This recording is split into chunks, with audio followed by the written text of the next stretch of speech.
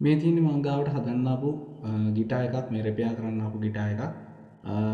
මේකේ ස්ට්‍රින්ග්ස් ටික මාරු කරන්න තමයි යන්නේ. මේ තියෙන මම තෝරගත්ත ස්ට්‍රින්ග් සෙට් එක. ඔන්න මම ස්ට්‍රින්ග් සෙට් එක එළියට ගන්නවා මේ වෙලාවේ.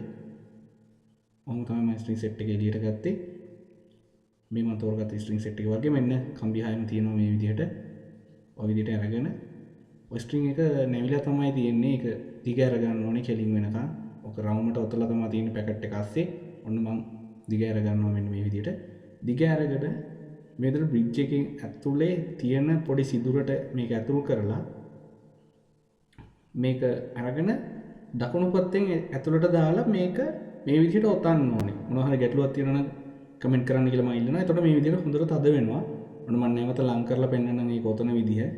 මම B සෙකන්ඩ් එක ඔන්න වන්න මේ විදිහට ඇතුළට දාලා මේක මෙහි පැත්තෙන් පිටිපස්ස පැත්තෙන් එළියට අරගෙන මේක ස්ට්‍රින්ග් එකේ යටින් දකුණු පැත්තෙන් ඇතුල් කරන්න.